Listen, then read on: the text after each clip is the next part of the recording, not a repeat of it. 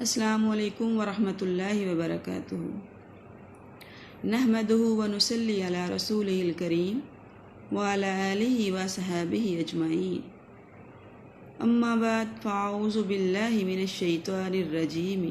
بسم اللہ الرحمن الرحیم۔ والفجر ولیال عشر، اور قسم ہے فجر کی اور 10 راتوں کی۔ ڈیئر اسٹوڈینٹس، ذی الحج کا مہینہ شروع ہونے میں 1 یا 2 دن باقی ہیں۔ یہ مہینہ اسلامی مہینوں کا آخری مہینہ ہے۔ اللہ رب العالمین نے جب سے زمین و آسماں کو بنایا تو سال بھر کے مہینوں کی تعداد 12 رکھی ہے۔ ان 12 مہینوں میں سے اللہ رب العالمین نے 4 مہینوں کو حرمت والے مہینے قرار دیا ہے، جیسا کہ سورہ توبہ میں آیت نمبر 36 میں اللہ رب العالمین فرماتے ہیں، ان عدۃ الشہور عند اللہ 12 شہرا فی کتاب اللہ یوم خلق السماوات والارض منها 4 حرم۔ بے شک اللہ کے نزدیک لوح محفوظ میں جب سے زمین و آسماں کو پیدا کیا ہے مہینوں کی تعداد 12 ہیں، اور ان میں سے 4 مہینے حرمت والے مہینے ہیں۔ 4 حرمت والے مہینوں میں سے 3 مہینے حج کے مہینے کہلاتے ہیں، جو کہ مسلسل ہیں ذی-قعدہ، ذی الحج اور محرم، اور رجب ان سے علیحدہ ہے۔ ان مہینوں کی فضیلت بیان کرتے ہوئے اللہ کے نبی صلی اللہ علیہ وسلم کی احادیث مبارکہ سے ہمیں یہ معلوم ہوتا ہے کہ ان حرمت والے مہینوں میں کیے جانے والا ہر نیک عمل باقی مہینوں کے مقابلہ میں زیادہ اجر و ثواب کا حامل ہوتا ہے، جبکہ ان مہینوں میں کیے جانے والی برائی اور گناہ پر باقی مہینوں کے مقابلہ میں زیادہ سزا اور زیادہ عذاب ہوتا ہے۔ حرمت والے ان 4 مہینوں میں سے ذی الحج کے ابتدائی 10 دنوں یا 10 راتوں کی قسم اٹھاتے ہوئے اللہ فرماتے ہیں ولیال عشر۔ جمہور مفسرین کے نزدیک 10 راتوں سے مراد ماہ ذی الحجہ کا پہلا عشرہ یعنی ابتدائی 10 دن ہیں۔ اللہ رب العالمین کا ان ایام کی قسم اٹھانا در حقیقت ان ایام کی عظمت و بلندی کو بیان کرنا ہے۔ ماہ ذی الحج کے پہلے 10 دن سال کے تمام دنوں میں سب سے افضل ہیں۔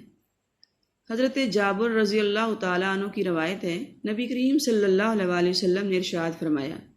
افضل ایام الدنیا ایام العشر، دنیا کے بہترین دن ذی الحج کے پہلے 10 دن ہیں۔ ان 10 دنوں میں کیے جانے والا ہر نیک عمل اللہ تعالیٰ کے نزدیک سال میں کسی بھی اور دن کیے جانے سے زیادہ افضل و محبوب اور پسندیدہ ہے۔ حضرت عبداللہ بن عباس رضی اللہ تعالیٰ عنہ سے روایت ہے، نبی کریم صلی اللہ علیہ وسلم نے فرمایا،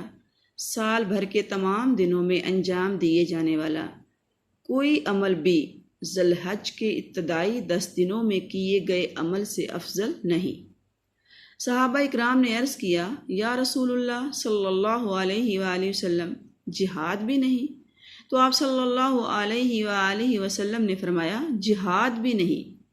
ہاں البتہ اگر کوئی شخص اپنی جان و مال دونوں لے کر نکلے اور پھر کسی چیز کے ساتھ واپس نہ آئے، یعنی دونوں اللہ کی راہ میں قربان کر دے اور شہید ہو جائے۔ کیا معلوم ہوا کہ ذی الحج کے پہلے 10 دنوں میں ہر نیک عمل اللہ رب العالمین کو جہاد سے بھی زیادہ محبوب اور پسندیدہ ہے، سوائے اس مجاہد کے جو اپنی جان اور اپنے مال کو اللہ کے راستے میں کھپا دے، اپنے مال اور اپنی جان کے ساتھ اللہ کے راستے میں شہید ہو جائے۔ در حقیقت یہ عظیم فضیلت ان اعمال جلیلہ کی وجہ سے ہے جو ان دنوں میں انجام پاتے ہیں، جیسے ان دنوں میں حج جیسا عظیم فریضہ ہے، اور قربانی کا عظیم دن بھی ذی الحج کے ابتدائی 10 دنوں میں ہے۔ تو ڈیئر اسٹوڈینٹس، اللہ رب العالمین زندگی میں ہمیں ایک بار پھر ذی الحج کے ان ابتدائی 10 دنوں کو پانے اور ان میں نیکی اختیار کرنے کا چانس اور موقع فراہم کر رہے ہیں۔ اللہ رب العالمین ہمیں ان 10 دنوں کو پانے اور ان 10 دنوں کے اندر نیکی کے کاموں میں بڑھ چڑھ کر حصہ لینے کی توفیق عطا فرمائے۔ فاستبقوا الخیرات، اللہ کا حکم ہے مومنین کے لیے، مسلمانوں کے لیے، کہ وہ نیکی کے کاموں میں بڑھ چڑھ کر حصہ لیں۔ تو ان 10 ایام کے حوالہ سے ایک نیک اعمال کی فہرست، ایک لسٹ میں آپ کے سامنے رکھنا چاہوں گی۔ وہ اعمال جن کو اختیار کرنے کی ہم نے ان 10 دنوں میں زیادہ سے زیادہ کوشش کرنی ہے۔ ان اعمال کا تذکرہ کرنے سے پہلے آپ کے ساتھ ایک بہت اہم اور ضروری بات کرنا چاہوں گی، اور آپ کی توجہ ایک ایسے اہم امر کی طرف دلانا چاہتی ہوں کہ جس کی بنا پر انسان کے نیک اعمال اللہ کی حضور سند قبولیت پاتے ہیں۔ کوئی بھی نیکی کرنے سے پہلے ہمیں اپنے اندر جھانکنا ہے، سب سے پہلے اپنے حالات، اپنے اعمال کا جائزہ لینا ہے۔ آپ کو یہ بات معلوم ہے کہ نبی علیہ الصلوۃ والسلام کا فرمان ہے، جو شخص اپنے مسلمان بہن بھائی کے ساتھ 3 دن سے زیادہ ناراض رہتا ہے، 3 دن سے زیادہ غصہ اپنے کسی مسلمان بہن بھائی کے لیے اپنے دل میں رکھتا ہے، اس کی کوئی نیکی، کوئی عبادت، کوئی نماز اللہ کی بارگاہ میں قبول نہیں ہوتی۔ کسی کی طرف سے ہونے والی زیادتی پر غصہ آ جانا، کسی کے مس بیہیو پر انسان کا ڈس ہارٹ ہو جانا، یہ ایک فطری بات ہے۔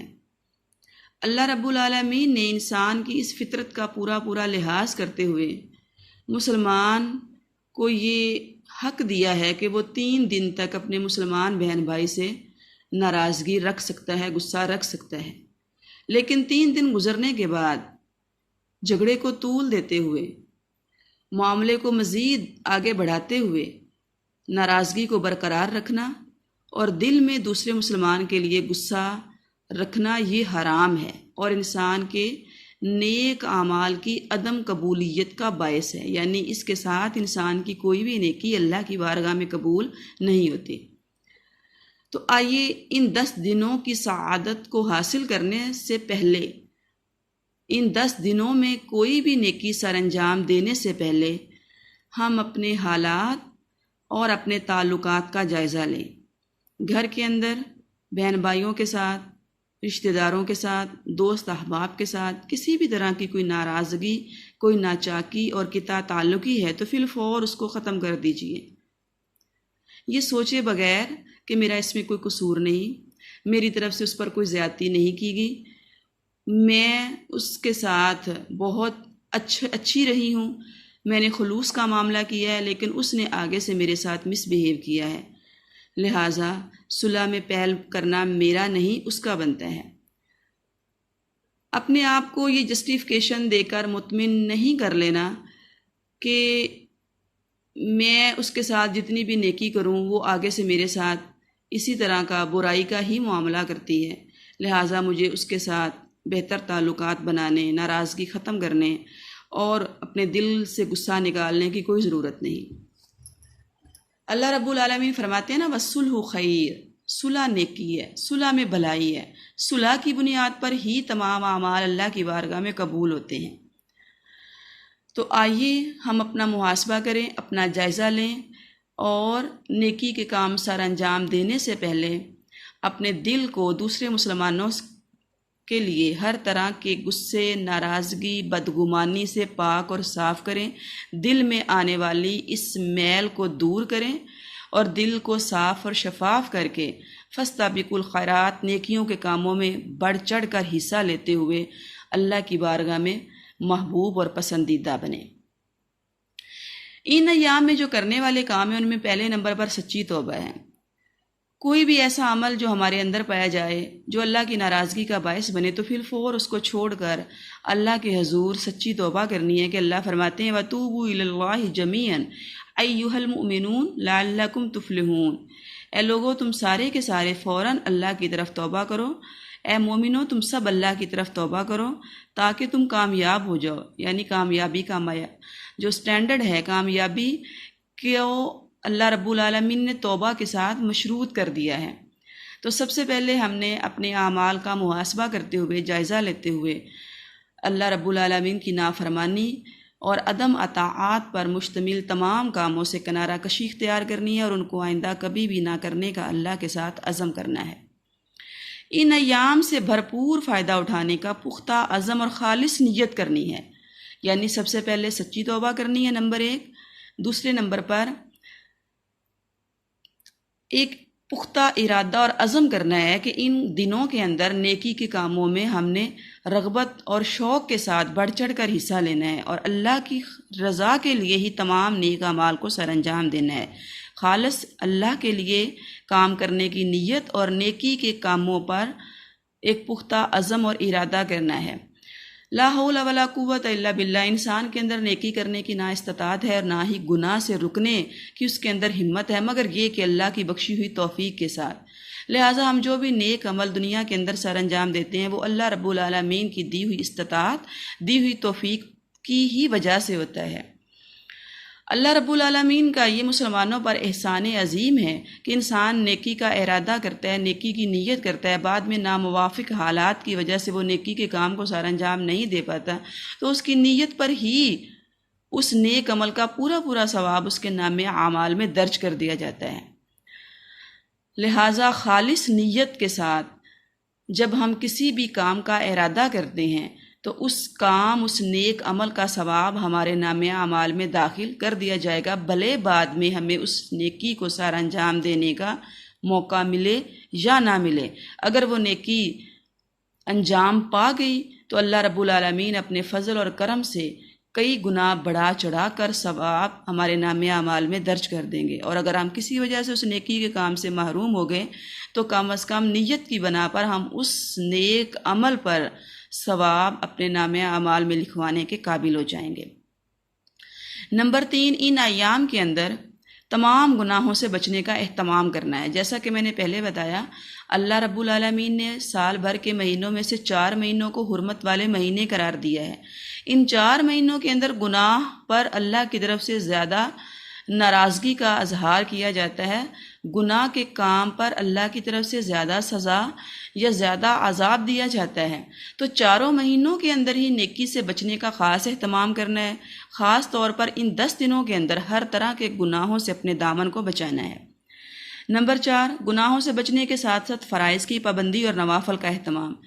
فرائض یعنی پنجگانہ نماز کا اہتمام، ریگولر اور پنچول ہو کر پڑھنا، اول وقت نماز پڑھنے کی کوشش کرنا، صبح و شام کے اذکار کی پابندی کرنا اور دیگر وہ ذمہ داریاں جو ہمیں سونپی گئی ہیں ان کو پورا کرنے کی پوری کوشش کرنا۔ فرائض کے ساتھ ساتھ نوافل کا اہتمام کرنا۔ نوافل میں آپ دیکھیں، اللہ رب العالمین ہمیں توفیق دے سال بھر نہیں تو کم از کم ان 10 دنوں کے اندر جن 10 راتوں کی اللہ نے قسم کھائی ہے ان میں ہم سحری کے ٹائم پچھلی رات اٹھنے کا اہتمام کریں اور نماز تہجد کو ادا کریں۔ تہجد کی بہت فضیلت ہے، یہ بڑی لاڈلی نماز ہے اور پنجگانہ نماز کے بعد سب سے افضل نماز ہے۔ عام دنوں کے اندر پڑھی جائے تو انسان بہت زیادہ اجر و ثواب کا مستحق قرار دیا جاتا ہے، اور اگر ان 10 راتوں کے اندر ادا کی جائے تو پھر اس کے اجر ثواب اور فضیلت کے کیا ہی کہنے۔ اس کے ساتھ ساتھ اللہ رب العالمین ہمیں توفیق دے نوافل کا اہتمام کرتے ہوئے دوسرا کام آپ نے کیا کرنا ہے، ان 10 دنوں کے اندر نماز فجر کو ادا کر کے طلوع آفتاب تک ذکر، تلاوت قرآن اور ایسے ہی اللہ رب العالمین کی تعریف اور تسبیح میں مصروف اور مشغول رہنا ہے، اور جیسے ہی سورج طلوع ہو جائے، سورج نکلنے کے 10-15 منٹ بعد 2 نفل ادا کرنے ہیں۔ اس عمل کی فضیلت بیان کرتے ہوئے آپ صلی اللہ علیہ وسلم نے فرمایا، جو شخص نماز فجر کے بعد سے لے کر طلوع آفتاب تک ذکر و اذکار میں مصروف اور مشغول رہتا ہے اور سورج کے پھر ذرا بلند ہونے پر وہ 2 رکعت نفل نماز ادا کر لیتا ہے تو اللہ رب العالمین اس کے نام اعمال میں کامل حج اور عمرہ کا ثواب درج کر دیتے ہیں۔ دیکھیں، حج کے لیے خانہ کعبہ کا سفر کرنا اور عمرہ کے لیے زاد راہ لینا یہ کوئی آسان اور چھوٹی بات نہیں ہے۔ اگر ہمیں ہر روز گھر بیٹھے ہی یہ سہولت میسر ہو تو ہم اس سے کیوں محروم ہوں؟ تو آپ نے ان 10 دنوں کے اندر یہ اہتمام کرنا ہے کہ سورج نکلنے کے ساتھ ہی 2 رکعت نماز ادا کر کے حج اور عمرہ کا ثواب اپنے نامہ اعمال میں درج کروانا ہے۔ پھر اس کے بعد آپ نے 12 بجے سے پہلے تک، یعنی یہ 2 رکعت ادا کر لی، اس کے بعد 8 بجے، 9 بجے، 10 بجے، افضل ٹائم 10 بجے کے راؤنڈ اباؤٹ ہے، لیکن 11:45 سے پہلے تک ان طلوع آفتاب سے لے کر 12 بجے تک، 12 بجے سے پہلے تک تقریباً یہ 6 گھنٹے کا ٹائم بنتا ہے۔ ان 6 گھنٹوں کے اندر جب بھی آپ کو ٹائم ملے، 8 بجے، 9 بجے، 10 بجے، 11 بجے، 11:30، تو آپ نے 4 رکعت نماز چاشت پڑھنی ہے۔ جو نوافل ادا کرنے ہیں ان کے اندر آپ نے اس نماز سے نفل کو بھی شامل کرنا ہے۔ 4 رکعت نماز چاشت کی فضیلت بیان کرتے ہوئے اللہ کے نبی صلی اللہ علیہ وسلم کا فرمان ہے، یہ نماز انسان کے ہر جوڑ پر صدقہ کرنے کے برابر ہے۔ انسان کے 360 جوڑ ہیں، گویا ایک جوڑ پر اگر ہم نے 1 روپیہ بھی صدقہ کیا تو کل 360 روپے بنتے ہیں۔ کون سا ایسا امیر شخص ہے جو ہر روز اپنے جوڑوں پر 360 روپے صدقہ دے؟ کسی کے لیے بھی پاسبل نہیں ہے، لیکن اللہ کے نبی صلی اللہ علیہ وسلم نے ہمیں ایک ایسا پیارا عمل بتا دیا ہے جس پر ہم آسانی سے عمل کر کے، آسانی سے اس کو اختیار کر کے ہر روز اپنے 360 جوڑوں کا صدقہ دے سکتے ہیں۔ نمبر 5، ان ایام کے اندر ذی الحج کا چاند نظر آنے کے ساتھ ہی 10 دنوں کے اندر اور آگے قربانی کے جو 3 دن ہیں، 11، 12 اور 13 دن جو کہ ایام تشریق کہلاتے ہیں، عیش و عشرت اور کھانے اور پینے کے دن ہیں، 13 ذی الحج کی نماز عصر تک، یعنی ذی الحج کا چاند نظر آنے کے ساتھ ہی شروع کرنا ہے، اور 13 ذی الحج کی نماز عصر تک جس عمل پر آپ نے بہت زیادہ زور دینا ہے، زیادہ جس کو اختیار کرنا ہے، وہ کثرت سے تکبیرات ہیں۔ چلتے پھرتے، اٹھتے بیٹھتے، کام کاج کرتے، اپنی زبان پر آپ نے تکبیرات کے ورد کو جاری کرنا ہے۔ اللہ اکبر، اللہ اکبر، لا الہ الا اللہ، واللہ اکبر، اللہ اکبر وللہ الحمد، اللہ اکبر کبیرہ والحمد للہ کثیرہ وسبحان اللہ بکرۃ واصیلا۔ یہ 2 تکبیرات ہیں، اس کے علاوہ بھی احادیث مبارکہ میں اور تکبیرات جو ہیں وہ بیان کی گئی ہیں۔ صحابہ اکرام کا یہ معمول تھا کہ ذی الحج کا مہینہ شروع ہوتے ہی بازاروں میں نکل جاتے اور بلند آواز میں تکبیرات پڑھتے تاکہ دوسرے لوگ بھی تکبیرات سن کر، ان کی تکبیرات کو سن کر اس کو پڑھنا شروع کر دیں۔ خواتین کے لیے یہ کہ وہ گھروں کے اندر یا باہر نکلی ہیں تو بھی وہ پست آواز میں ان تکبیرات کا ورد جاری رکھیں۔ افضل دنوں کا یہ افضل عمل ہے۔ اللہ رب العالمین کو ان دنوں کے اندر تکبیرات کا پڑھنا بہت ہی زیادہ پسند ہے، تو آپ نے اپنی زبان پر ان 10 دنوں کے اندر اور آگے ایام تشریق میں اس کا خاص اہتمام کرنا ہے، ان تکبیرات کو اپنی زبان پر جاری کر دینا ہے۔ نمبر 6، ذی الحج کا چاند نظر آنے سے پہلے اپنے ناخن اور بالوں کو کاٹنا ہے۔ جیسے ہی ذی الحج کا چاند نظر آیا تو پھر قربانی کے ہو جانے تک ناخن اور بال نہیں کاٹنے۔